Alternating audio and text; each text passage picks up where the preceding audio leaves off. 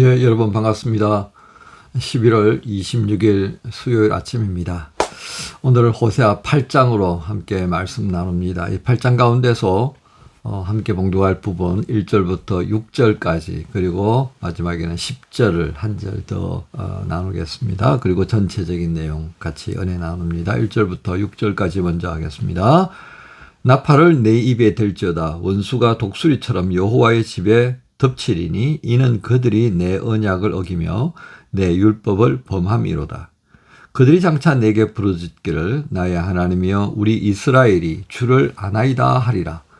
이스라엘이 이미 선을 버렸으니 원수가 그를 따를 것이라. 그들이 왕들을 세웠으나 내게서 난 것이 아니며 그들이 지도자들을 세웠으나 내가 모르는 바이며 그들이 또 그 은금으로 자기를 위하여 우상을 만들었나니 결국은 파괴되고 말리라. 사마리아여 내 송아지는 버려졌느니라. 내 진노가 무리를 향하여 타오르나니 그들이 어느 때에 무주하겠느냐. 이것은 이스라엘에게서 나고 장인이 만든 것이라. 참 신이 아니니 사마리아의 송아지가 산산조각이 나리라. 그리고 10절 말씀입니다. 그들이 여러 나라에게 값을 주었을지라도 이제 내가 그들을 모으리니 그들은 지도자의 임금이 지워준 짐으로 말미암아 쇠하기 시작하리라. 아멘. 오늘 말씀의 제목은 우리의 모든 것이 부정될 수 있다. 우리의 모든 것이 부정될 수 있다 하는 제목의 말씀입니다. 오늘 말씀 크게 두 부분으로 나눌 수 있습니다. 1절부터 7절까지는 북왕국의 우상 숭배에 대한 이유로 하나님께 버려지는 겁니다. 그 하나님 앞에서 모든 것이 부정당하는 거죠. 거부당한다. 이렇게도 볼 수가 있겠고요. 두 번째는 8절부터 14절까지 말씀을 통하여서 오늘 방금 10절의 말씀 우리가 보았던 것처럼 하나님께서 모으셔야. 근데 뭘 하려고 모으시겠습니까? 징계하시기 위해서. 자, 자세하게 보겠습니다. 자, 하나님께 버려지는 이유들을 1절부터 7절까지 우리가 볼 수 있다고 그랬습니다. 자, 가장 요약해서 하나님께서 말씀하시는 것이 3절에 있는데요. 이스라엘이 이미 선을 버렸으니 원수가 그를 따를 것이라 그랬습니다. 이 선이라고 하는 것은 히브리 말로 여기서는 토브라고 되어 있어요. 토브. 이건 뭐냐면 가장 어떤 모태 근원이 되는 그런 의미로서의 선입니다. 그럼 이 선은 누구에게 속해 있는 거예요? 하나님입니다. 그렇죠? 그러니까 하나님께서 모든 선의 근원이 되시는 겁니다. 그 하나님이 기뻐하시는 것이 또 되겠죠. 그러니까 이것은 결국 선을 버렸다라고 하는 것은 하나님과 대립각을 세웠다. 그렇게 해도 과언이 아니겠습니다. 이스라엘의 모든 행위가 선을 기뻐하시는 그 선의 근원이 되시고 그 하나님으로부터 나오는 모든 선으로 인하여서 이 땅에 선이 무엇인가가 증거가 되는데 그런 선을 행해야 할 이유로 세워진 하나님의 사람들이 어떻게 해요? 하나님과 대립각을 세워버렸다는 것 말입니다. 그러니까 하나님이 기뻐하시는 거하고는 애시당초의 마음이 없어. 나는 그냥 가고 싶은 대로 갈 거야. 그렇게 해서 욕심에 붙들림 바되어버리는 거죠. 그래서 우리가 7장에 있어서 그런 내용을 보았습니다. 그렇죠? 에브라임의 죄와 사마리아의 악이 드러나도다. 7장 1절에 있는 말씀을 통해서 우리가 그런 내용들을 보고요. 또 교만한 모습들. 이런 재반 모습들이 하나님이 말씀하셨던 그 선과는 전혀 관계없는 또 우리가 하나님이 이 선의 근원이 되신다라고 하는 것이 중요하게 거론되고 인식되어야 하는 이유는 무엇이겠습니까? 그것은 하나님은 우리에게 복을 주시는 분이에요. 그런데 그 복을 누리려고 한다면요, 하나님이 복 주시는 경계 안에 들어와 있어야 되는 거예요. 그 경계를 짓는 게 무엇이겠습니까? 하나님의 선함이, 하나님이 기뻐하시는 선이라는 것이, 그것이 내 안에 있고 내 외부로 표출되어야 한다는 겁니다. 이것이 이제 하나님께서 주시는 복을 누리게 되어지는 이유다 그 말이에요. 그러니까 이스라엘 백성들은 어떻습니까? 그런 하나님의 선을 행하기 위한 열심보다도 자신들의 욕심을 채우기 위한 열심이 더해진 거죠. 그러니까 하나님을 안 따르고 우상을 따르게 되는 양상이 벌어진 것입니다. 자, 그렇게 되니까 이런 선을 행하는 것에 마음이 전혀 없다 보니까 그 다음에 4절에 뭐라고 그랬습니까? 그들이 왕들을 세웠으나 내게서 난 것이 아니고 그들이 지도자를 세웠으나 내가 모르는 바이고 그들이 또 그 금으로 자기를 위하여 우상을 만들었나니 파괴될 것이다. 모든 것이 하나님 앞에서 부정당하는 것이 되는 거예요. 우리가 이거 생각하게 되면요, 하나님이 원하시는 그 선에 우리가 가까이 다가가지 않는다면 결국 내가 무슨 이유로 되든 간에 행했던 그 모든 것들이 어때요? 하나님이 난 몰라. 그건 니들 생각 가지고 한 것이지 나하고는 상관이 없어. 그러니까 너희들의 생각으로 시작했고 너희들의 생각으로 망할 것이다 라고 하는 것이 이 4절의 핵심적인 내용인 것입니다. 그래서 6절에도 그런 말씀이죠. 이것은 이스라엘에게서 나고 장인이 만든 것이라. 참신이 아니니 사마리아의 송아지가 산산조각이 날 것이라. 우리가 가지고 싶어하는 그 모든 욕심은 우상을 만든다고 그랬잖아요. 그 우상은 결국은 산산조각이 나버릴 거다. 왜? 하나님 인정하지 않으니까. 이걸 이제 우리가 한번 분명하게 마음에 두어야 합니다. 두 번째 부분은요. 8절부터 14절까지의 말씀인데 하나님께서 모으신다는 말씀을 10절에 하셔요. 근데 10절에 가만 보세요. 뭐라고 그랬습니까? 그들이 여러 나라에게 값을 주었을지라도 이게 뭘 값줘요?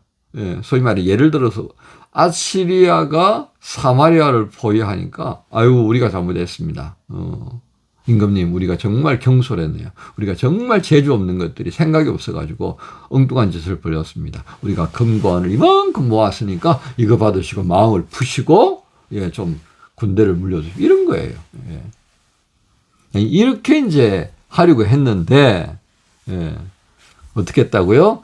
이제 내가 그들을 모으리니 예. 그래?